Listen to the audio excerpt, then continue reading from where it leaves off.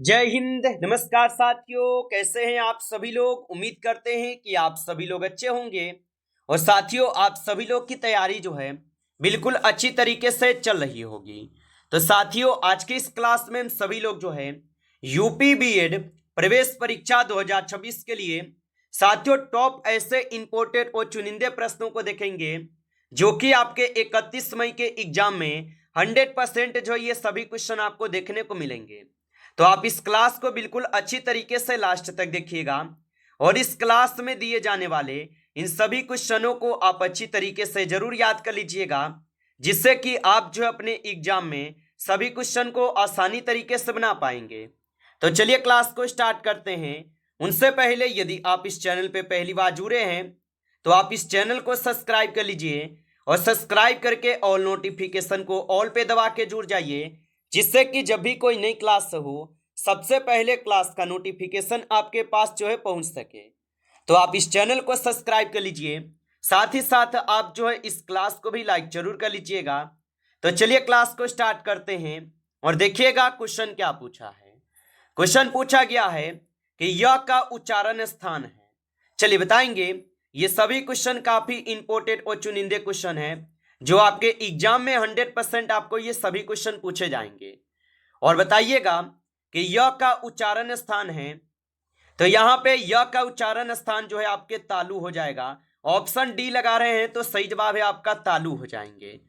चलिए अगला प्रश्न देखिएगा। प्रश्न दिए गए कि कालीबंगा जो है ये स्थित है।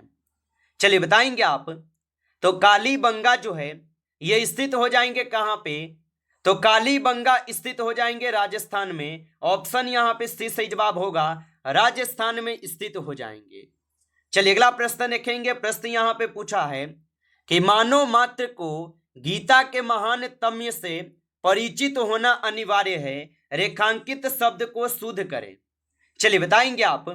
तो मानव मात्र को गीता के महात्म्य से परिचित होना अनिवार्य है और रेखांकित शब्द का शुद्ध यहाँ पे हो जाएंगे महात्य। ऑप्शन यहाँ पे सी करेंगे सही जवाब आप यहाँ पे। चलिए अगला प्रश्न देखेंगे। प्रश्न यहाँ पे दिए गए 4th नंबर कि निम्नलिखित में से कौन सा शब्द समूहवाचक संज्ञा नहीं है। चलिए बताएंगे। तो निम्नलिखित में से कौन सा शब्द है जो कि समूहवाचक संज्ञा नहीं है। तो यहाँ पे समूहवाचक संज्ञा कौन नहीं होगा, तो यहाँ पे इस क्वेश्चन का सही जवाब ऑप्शन डी करेंगे, दौड़। दौड़ जो है ये समूहवाचक संज्ञा नहीं होगा। चलिए अगला प्रश्न देखिएगा। प्रश्न यहाँ पे पूछे गए हैं और प्रश्न पूछा है कि रूप के अनुसार क्रिया विशेषण कितने प्रकार के होते हैं। चलिए बताएंगे आप। तो रूप के अनुसार क्रिया विशेषण कितने प्रकार के होते हैं, तो ये होते हैं आपके 3 प्रकार के। ऑप्शन बी करेंगे सही जवाब, 3 प्रकार के होते हैं। चलिए अगला प्रश्न देखेंगे। प्रश्न यहाँ पे दिए गए 6 नंबर, निम्नलिखित शब्दों में से कौन सा शब्द पुल्लिंग है। चलिए बताएंगे आप। तो निम्नलिखित शब्दों में से कौन सा शब्द है जो कि पुल्लिंग हो जाएंगे, तो यहाँ पे इस क्वेश्चन का सही जवाब ऑप्शन ए करेंगे, संकल्प जो है ये पुल्लिंग शब्द है। ऑप्शन ए सही जवाब है, संकल्प होगा। चलिए अगला प्रश्न देखिएगा। प्रश्न यहाँ पे पूछा गया है और प्रश्न क्या पूछा है आपसे यहाँ पे कि सदा एक वचन में प्रयुक्त होने वाला शब्द है। चलिए बताएंगे आप। तो सदा एक वचन में प्रयुक्त होने वाला शब्द जो है यहाँ पे सहायता होगा। ऑप्शन सी करेंगे सही जवाब। चलिए अगला प्रश्न देखेंगे। प्रश्न यहाँ पे 8 नंबर है, निम्नलिखित में से कौन सा वाक्य पूर्ण भूतकाल का उदाहरण है। चलिए बताएंगे। तो निम्नलिखित में से कौन सा वाक्य पूर्ण भूतकाल का उदाहरण है, तो यहाँ पे इस क्वेश्चन का सही जवाब ऑप्शन बी होगा, वे आए थे। ऑप्शन यहाँ पे बी सही जवाब हो जाएंगे। चलिए अगला प्रश्न देखेंगे। प्रश्न यहाँ पे है कि जिस वाक्य में कर्ता की प्रधानता होती है, लिंग वचन प्रायतः कर्ता के अनुसार होते हैं, वे वाक्य कहलाते हैं। तो वे वाक्य कहलाते हैं कृत्यवाच्य। ऑप्शन सी सही जवाब होगा, याद रखेंगे। चलिए अगला प्रश्न लिखेंगे। प्रश्न यहाँ पे है, निम्न में से अधिकरण कारक का परसर्ग जो है कौन सा है। तो निम्न में से अधिकरण कारक का जो परसर्ग है यहाँ पे हो जाएंगे आपके पर। ऑप्शन ए करेंगे सही जवाब, पर हो जाएंगे। चलिए अगला प्रश्न देखेंगे। प्रश्न यहाँ पे 11th नंबर है कि जिन शब्दों की उत्पत्ति का पता नहीं चलता है उन्हें कहा जाता है। तो जिन शब्दों की उत्पत्ति का पता नहीं चलता है उन्हें क्या कहते हैं? तो उन्हें कहते हैं देशज। ऑप्शन सी सही जवाब है, देशज कहते हैं। चलिए अगला प्रश्न देखेंगे। प्रश्न यहाँ पे है, निम्नलिखित में से संकर शब्द कौन सा है? चलिए बताएंगे आप। तो निम्नलिखित में से संकर शब्द कौन सा हो जाएगा? तो यहाँ पे इस क्वेश्चन का सही जवाब ऑप्शन यहाँ पे बी सही जवाब है, चुगलखोर हो जाएंगे। ऑप्शन बी सही जवाब है। आगे देखिए अगला प्रश्न यहाँ पे दिए गए 30 नंबर कि मिथिलेश कुमारी किन्हें कहते हैं? चलिए बताएंगे आप। तो मिथिलेश कुमारी किन्हें कहते हैं? तो मिथिलेश कुमारी जो है यहाँ पे कहे जाते हैं किसे? तो ये सीता को कहते हैं। ऑप्शन बी सही जवाब है, सीता को कहते हैं। चलिए अगला प्रश्न देखेंगे। प्रश्न यहाँ पे 40 नंबर है कि अभिमानता में प्रयुक्त उपसर्ग बताएं। चलिए बताएंगे। तो अधिमानता में प्रयुक्त उपसर्ग कौन सा होगा? तो अधिमानता में उपसर्ग हो जाएंगे अधि। ऑप्शन यहाँ पे बी सही जवाब दिए गए, अधि हो जाएंगे। चलिए अगला प्रश्न देखेंगे। प्रश्न यहाँ पे है कि उन्मूलन का सही विपरीतार्थक शब्द जो है चुनिए। चलिए बताएंगे। तो उन्मूलन का सही विपरीतार्थक शब्द आपको चुनना है।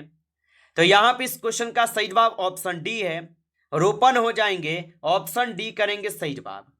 चलिए अगला प्रश्न देखेंगे। प्रश्न यहाँ पे है कि किसी क्षेत्र में योगदान के लिए सत्यजीत रोय पुरस्कार दिया जाता है? तो किसी क्षेत्र में योगदान के लिए सत्यजीत रे पुरस्कार जो है ये दिए जाते हैं आपके निर्देशन को। ऑप्शन ए यहाँ पे सही जवाब है। चलिए अगला प्रश्न देखेंगे। प्रश्न यहाँ पे है कि टेलीफोन का आविष्कार जो है ये किसने किया था? चलिए बताएंगे आप। और आप अभी तक इस क्लास को लाइक नहीं किए होंगे तो आप इस क्लास को जरूर एक बार लाइक कर लीजिएगा। नए जुड़े आप इस चैनल पे तो चैनल को सब्सक्राइब करके ऑल नोटिफिकेशन को ऑल पे दबा के जुड़ जाइए, जिससे कि जब भी कोई नई क्लास हो सबसे पहले क्लास का नोटिफिकेशन आपके पास जो है पहुंच सके। तो आप इस चैनल को सब्सक्राइब कर लीजिएगा। और बताइए कि टेलीफोन का आविष्कार किसने किया था? तो टेलीफोन का आविष्कार किए थे Alexander Graham Bell. Option A यहाँ पे इस क्वेश्चन का जो है सही जवाब होगा।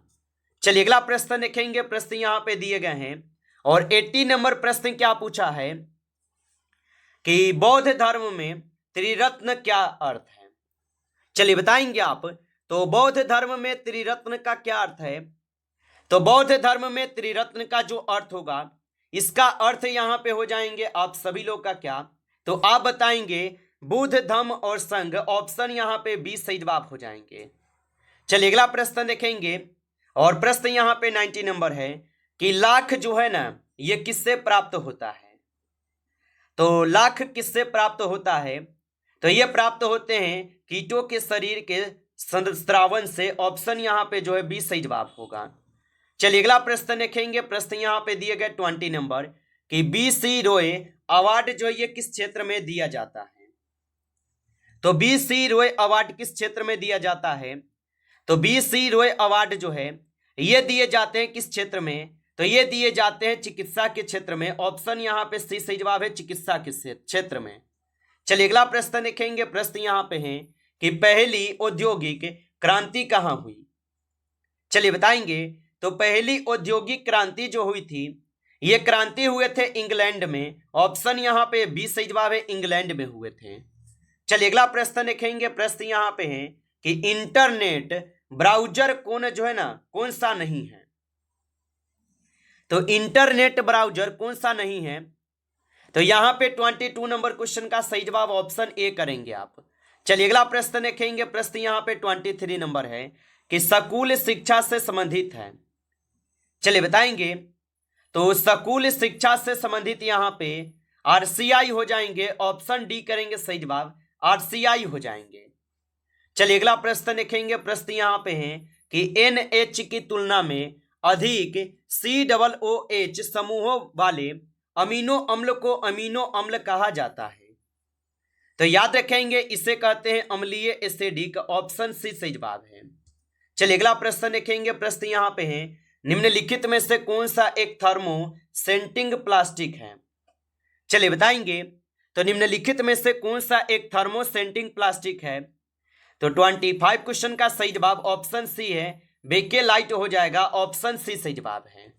चलिए अगला प्रश्न देखेंगे। प्रश्न यहाँ पे है, माउंट एवरेस्ट पर चढ़ने वाली प्रथम महिला कौन थी? चलिए बताएंगे आप। तो माउंट एवरेस्ट पर चढ़ने वाली प्रथम महिला कौन थी? तो माउंट एवरेस्ट पर चढ़ने वाली प्रथम महिला जो है यहाँ पे हो जाएंगे जुको तेबई, ऑप्शन ए यहाँ पे सही जवाब होगा। चलिए अगला प्रश्न देखेंगे। प्रश्न यहाँ पे दिए गए 27 नंबर, और प्रश्न पूछा है कि एनसीटीई की स्थापना भारत सरकार के किस अधिनियम के द्वारा की हुई थी? चलिए बताएंगे। तो एनसीटीई की स्थापना भारत सरकार के किस अधिनियम के द्वारा हुई थी? तो याद रखेंगे ये हुए थे 1993 के अधिनियम के द्वारा, ऑप्शन ए सही जवाब है। चलिए अगला प्रश्न देखेंगे। प्रश्न यहाँ पे है, फेफड़ों की बाहरी आवरण परत को क्या कहते हैं? तो फेफड़ों की बाहरी आवरण परत को क्या कहते हैं? तो इसे कहते हैं यहाँ पे क्या? तो यहाँ पे इस क्वेश्चन का सही जवाब फुफ्फुस सावरण कहते हैं, ऑप्शन ए करेंगे सही जवाब आप। चलिए अगला प्रश्न देखेंगे। यहाँ पे 29 है कि बाबा साहेब भीमराव अंबेडकर को भारत रत्न जो है कब दिया गया? चलिए बताएंगे। तो बाबा साहेब भीमराव अंबेडकर को भारत रत्न कब दिया गया? तो बाबा साहेब भीमराव अंबेडकर को भारत रत्न जो है दिए गए थे 1990 में, ऑप्शन यहाँ पे डी सही जवाब है, 1990 में। चलिए अगला प्रश्न देखेंगे। प्रश्न यहाँ पे दिए गए, उर्दू के लिए साहित्य अकादमी पुरस्कार 2021 किसे दिया गया है? तो याद रखेंगे कि उर्दू के लिए साहित्य अकादमी पुरस्कार जो है ये दिए गए थे कब? तो ये दिए गए थे आपके चंद्रभान खयाल के द्वारा, ऑप्शन यहाँ पे 20 क्वेश्चन का सही जवाब है। चलिए अगला प्रश्न देखेंगे। प्रश्न यहाँ पे है कि पूर्णतावाद जो है क्या है? चलिए बताएंगे। तो पूर्णतावाद क्या है? तो पूर्णतावाद जो है ये हो जाएंगे क्या? तो ये हो जाएंगे आपके उपयुक्त में से सभी, ऑप्शन डी करेंगे, उपयुक्त में से सभी है। आगे देखिए अगला प्रश्न यहाँ पे है कि सत्यार्थ प्रकाश किसकी रचना है? चलिए बताएंगे आप। तो सत्यार्थ प्रकाश जो ये किसकी रचना है?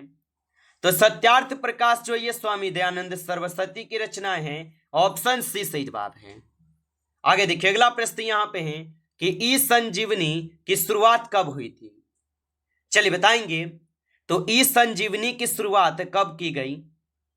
तो ई संजीवनी की शुरुआत किए गए थे आपके मार्च 2021 में, ऑप्शन यहाँ पे सी सही जवाब है, मार्च 2021 में। चलिए अगला प्रश्न यहाँ पे है, हिंदी का पाणिनि जो है किसे कहा जाता है? चलिए बताएंगे आप। तो हिंदी का जो पाणिनि है ये किसे कहा जाता है? तो हिंदी का पाणिनि कहते हैं आचार्य किशोरी दास वाजपेयी को, ऑप्शन यहाँ पे 20 क्वेश्चन का सही जवाब है। चलिए अगला प्रश्न देखेंगे। प्रश्न यहाँ पे है कि मिड डे मील योजना का परिवर्तित नाम पोषण मिशन कब किया गया? तो मिड डे मील योजना का परिवर्तित नाम पोषण मिशन कब किया गया? तो ये योजना का नाम 28 सितंबर 2021 को किए गए, ऑप्शन ए सही जवाब है, 28 सितंबर 2021 को। नमस्कार साथियों, इस क्लास में आपके टॉप 35 क्वेश्चन थे जो काफी इंपॉर्टेंट क्वेश्चन थे। साथियों यदि आपको क्लास अच्छा लगा हो तो आप इस क्लास को लाइक कर लीजिए। नए जुड़े हैं आप इस चैनल पे तो चैनल को भी सब्सक्राइब करके ऑल नोटिफिकेशन को ऑल पे दबा के जुड़ जाइए, जिससे कि जब भी कोई नई क्लास हो सबसे पहले क्लास का नोटिफिकेशन आपके पास जो है पहुंच सके। तो आप इस चैनल को सब्सक्राइब कर लीजिएगा। चलिए फिर मिलते हैं आपसे एक नेक्स्ट टॉपिक के साथ नेक्स्ट क्लास में। तब तक के लिए जय हिंद, जय भारत।